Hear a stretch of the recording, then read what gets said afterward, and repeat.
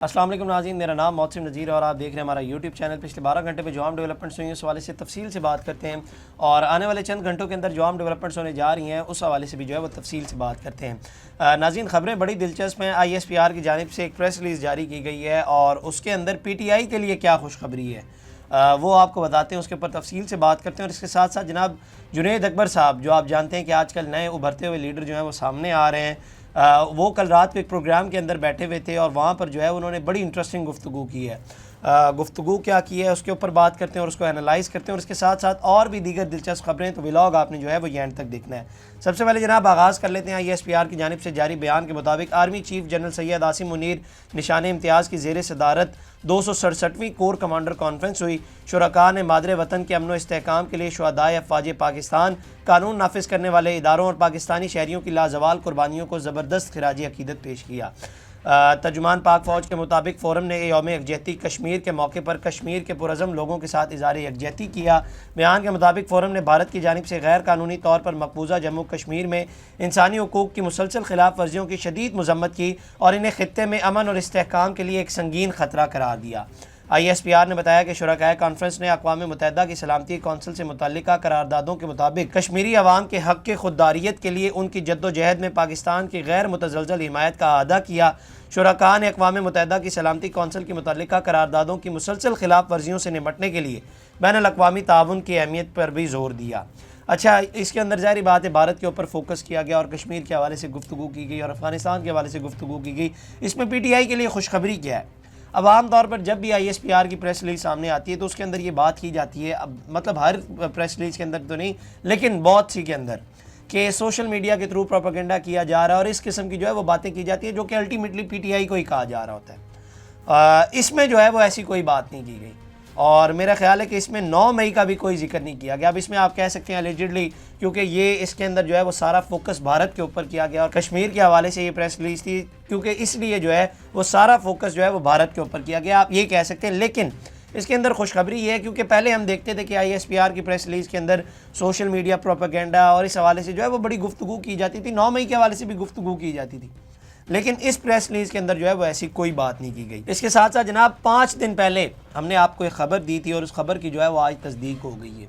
और ख़बर बेसिकली मैंने आपको कहा था कि जनाब पॉलिसी शिफ्ट हम देख रहे हैं मौलाना साहब की जानिब से और PTI की तरफ से जो ख़बरें आ रही हैं उसमें ये लग रहा है कि पॉलिसी शिफ्ट होने जा रहा है। और उसमें मैंने एक चीज़ आपको कही थी कि PTI ये चाहती है कि कबल अज़ वक्त इंतखाबात जो हैं उसकी कॉल देने जा रही है। PTI वो चाह भी रही है कि ये हो जाए, ये टेबल के ऊपर ऑप्शन रख दिया गया है या इस ऑप्शन को जो है वो एक्टिवेट करने जा रही है। उस मामले के ऊपर जो है वो बेसिकली काम हो रहा था, ये मैंने आपको 5 दिन पहले बता दिया था। तो ख़बर ये है कि जनाब कल रात को मौलाना फजल रहमान, शाहिद खाकान अब्बासी, मुस्तफ़ा नवाज़ खोकर और पाकिस्तान तहरीक इंसाफ का एक पूरा वफ़द जो है इनकी आपस में मुलाकात हुई है। अब इसे आप ग्रैंड अपोजिशन अलाइंस कह लें, इसे आप कोई भी नाम दे सकते हैं, लेकिन अब ये जो है वो अपनी एक शक्ल इख्तियार करने जा रहा है और शेप अप हो रहा है। शाहिद खाकान अब्बासी ने जो गुफ्तगू कल रात को बाहर निकल के की, उन्होंने सेम वही गुफ्तगू की जो आज से 5 दिन पहले जो है वो मैंने आपको ख़बर दी थी। अब मार्केट में बहुत सी कंस्पिरेसी थ्योरियाँ भी ज़ाहिर बात है उड़ रही हैं और बहुत सी खबरें आ रही हैं कि जनाब चूँकि मुज़ाकरात जो हैं वो ख़त्म हो गए हैं और मुज़ाकरात से पहले भी ये बातें चल रही थी कि इलेक्शंस किस साल होने, मतलब 1 साल बाद होने, 2 साल बाद होने, 3 साल बाद होने, लेकिन अब चूँकि मुज़ाकरात ख़त्म हो गए तो अब जो है वो इस ऑप्शन को अभी एक्टिवेट किया जाए, इसीलिए जो है वो इसकी अभी डिमांड की जा रही है कि फ़ौरी इलेक्शन करवाया जाए। लेकिन ओवरऑल अगर देखा जाए तो ये आइडियल टाइम है एहतजाज वगैरह के लिए, क्योंकि आम तौर पर इन्हीं महीनों में जो है वह एहतजाज होते हैं, चूँकि गर्मी होती नहीं और सर्दी जो है वो जारी होती है फरवरी मार्च के अंदर, और आगे चल के अप्रैल मई जून जुलाई ये वाले महीनों के अंदर आप जानते हैं कि गर्मी जो है वो फिर पीक के ऊपर आ जाती है।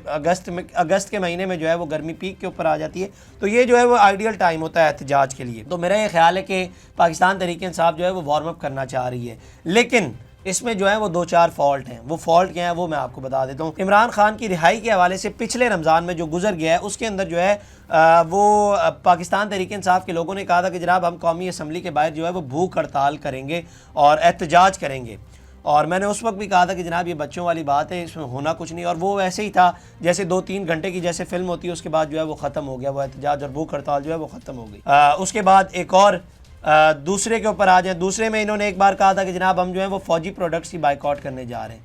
दूसरी स्कीम जो इन्होंने दी थी कि जनाब हम जो है वो फ़ौजी प्रोडक्ट की बाइकआउट करेंगे। मैंने उस वक्त भी कहा था कि ये भी बच्चों वाली बात है और इससे होना कुछ नहीं। और ठीक है, अगर आप करने जा रहे हैं तो सबसे पहले अपने आप लोगों को कहें कि जनाब DHA के जो प्लॉट आपने लिए हैं वो आप लोग बेचें। मामला जो है वो फिर आगे बढ़ेगा। इनको कहें कि इन्होंने जो जो प्लॉट्स वहाँ पर लिए हुए इनको कहें वो सारे बेचें।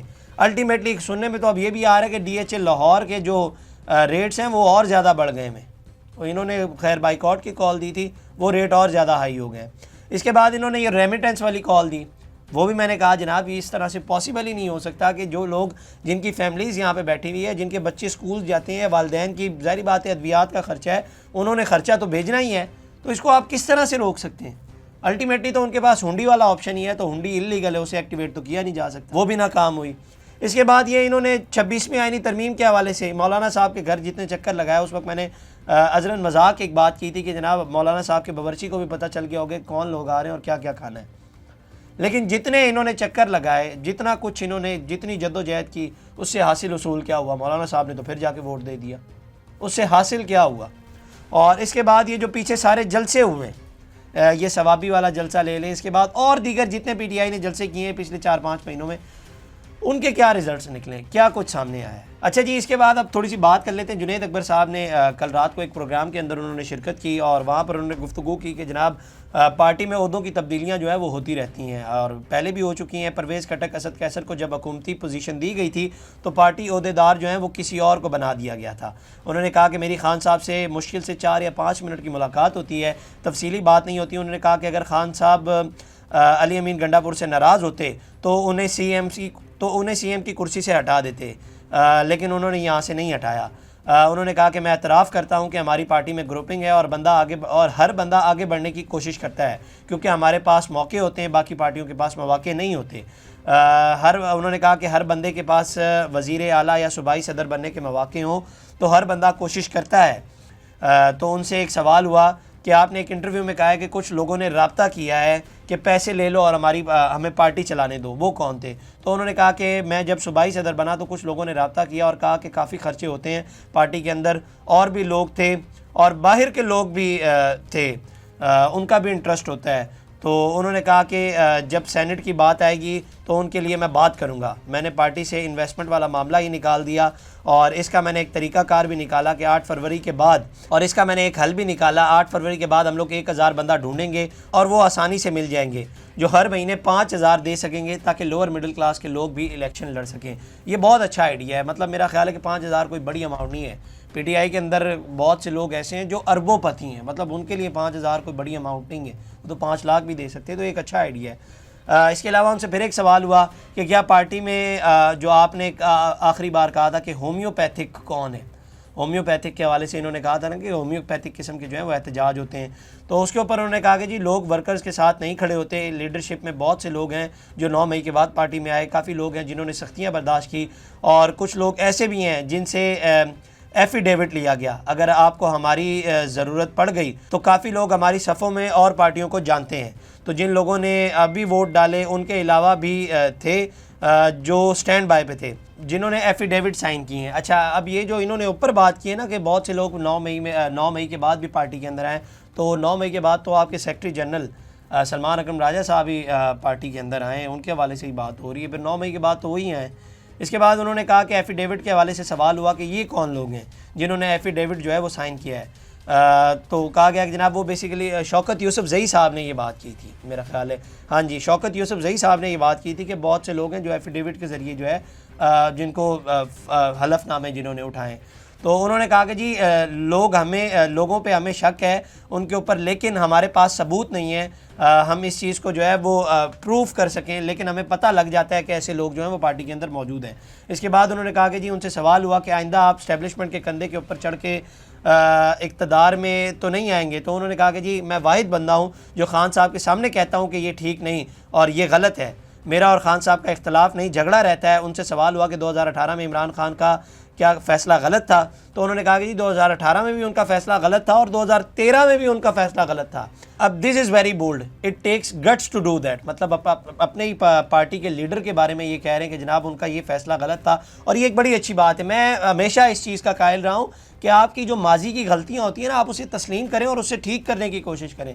लेकिन हमारे यहाँ पे सियासतदान अपनी गलती मानते ही नहीं है, और वो ठीक क्या करेंगे उसके ऊपर माफ़ी मांग रहे हैं, लेकिन पहले उस गलती को आपको एक्सेप्ट करना पड़ेगा। तो ये एक बड़ी अच्छी बात है कि इन्होंने ना सिर्फ तस्लीम किया कि ये उनकी गलती थी, और ये भी कहा कि ना मेरी उनसे जो है वो इस बात के ऊपर झगड़ा भी होता है। ये एक और बात है कि खान साहब ने अभी तक तस्लीम नहीं किया कि ये उनका फ़ैसला गलत था, लेकिन ये अच्छी बात है कि इन्होंने ये तस्लीम किया कि ये उनका फ़ैसला जो है वो गलत था। तो उनसे सवाल हुआ कि इमरान खान साहब कितने अरसे में जेल से बाहर आ जाएंगे, तो उन्होंने कहा कि जी इंशाल्लाह इसी साल बाहर आ जाएंगे, वो प्रेशर से भी होगा और अदालतों से भी होगा।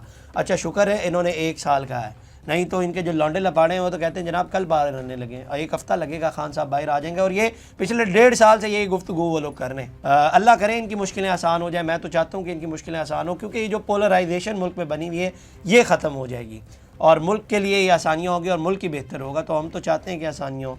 इसके अलावा जनाब PTI ने पार्टी डिसिप्लिन की खिलाफ वर्जी करने वाले अरकान पार्लियामेंट की इंक्वायरी के लिए कमेटी तश्कील दे दी है। अच्छा ये वही हैं जो 26वीं आईनी तरमीम के दौरान जो है वो गायब हो चुके थे। इसके अंदर कहा गया है कि जनाब 26वीं आईनी तरमीम के मामले पर पार्टी डिसिप्लिन की खिलाफ वर्जी करने वाले MNAs के खिलाफ समाअत होगी। जिन MNAs को शो कॉज नोटिस जारी हुए थे उनकी समाअत के लिए कमेटी तश्कील दे दी गई है। कमेटी 3 मेंबरान पर मुश्तमिल होगी। साबिक स्पीकर कौमी असम्बली असद कैसर, ओन अब्बास बप्पी और सरदार अज़हर तारिक कमेटी के मेंबरान होंगे। एडिशनल सेक्रेटरी जनरल फिरदौस शमीम नकवी ने नोटिफिकेशन जारी कर दिया है। अच्छा इसके अलावा पीका एक्ट के हवाले से खबर मैं आपको दे दूं जनाब, उकाड़ा में सोशल मीडिया पर डकैती की झूठी पोस्ट वायरल करने पर जो है वो मुकदमा दर्ज कर लिया गया है। पुलिस के मुताबिक मुलजिम ने व्हाट्सएप ग्रुप में डकैती की झूठी पोस्ट की थी। ये मैं आपको बता चुका हूँ पहले ही कि आप जो है वो फेसबुक यूट्यूब पर झूठी खबर देने से आपके ऊपर FIR नहीं होगी, बल्कि व्हाट्सएप ग्रुप्स में भी अगर आप लोग झूठी खबर देते हैं तो आपके ऊपर जो है वो FIR दर्ज कर ली जाएगी। पुलिस का कहना है कि मुकदमा सब इंस्पेक्टर की मदीयत में जो है वो दर्ज किया गया है। तो आप लोग भी होशियार रहें। ख़ास तौर पर हमारे यहाँ पर जो बुज़ुर्ग हैं उनको बड़ा शौक़ होता है इस तरह की फ़ेक न्यूज़ जो है वो शेयर कर देते हैं। तो आप लोग होशियार रहें, इस किस्म की अगर ख़बरें दे रहे हैं तो एहतियात कीजिएगा, क्योंकि FIR जो है वो आपके ऊपर भी हो सकती है। इसके अलावा जनाब पार्लिमानी सेक्रेटरी वजारत IT ने खुशखबरी दी है कि रवां साल जून तक एलॉन मस्क की कंपनी स्टार लिंक की इंटरनेट सर्विसेज जो हैं वो यहाँ पर दस्तियाब हो जाएंगी। कौमी असम्बली में कायमा कमेटी बराए IT के इजलास में पार्लिमानी सेक्रेटरी ने बताया कि स्टार लिंक के साथ मामला तकरीबन हतमी मरहले तक पहुँच चुके हैं। रवां साल जून तक स्टार लिंक की सर्विसेज यहाँ पर दस्तियाब होंगी। अब ये ज़ाहिर बात है एक अच्छी डेवलपमेंट है, लेकिन ये बहुत एक्सपेंसिव होगा। मैं पहले भी आपको बता चुका हूँ, ये यूँ नहीं होगा जैसे आम तौर पे हमारे यहाँ पर जो है वो वाईफाई लगा हुआ है, इसका बिल उतना नहीं आएगा, इसका बिल जो है वो ज़्यादा होगा। लेकिन ये दूर दराज के इलाकों में जारी बात है जहाँ पर इंटरनेट नहीं आता वहाँ पर जो है वो ये बड़ा कारआमद साबित होगा। तो ये जनाब अब तक की डेवलपमेंट्स थी। अगली वीडियो में आपसे दोबारा मुलाकात करेंगे। अल्लाह निगहबान। इस तरह की और वीडियोज़ देखने के लिए सब्सक्राइब कीजिए हमारा चैनल और देखते रहिए PSPKG न्यूज़।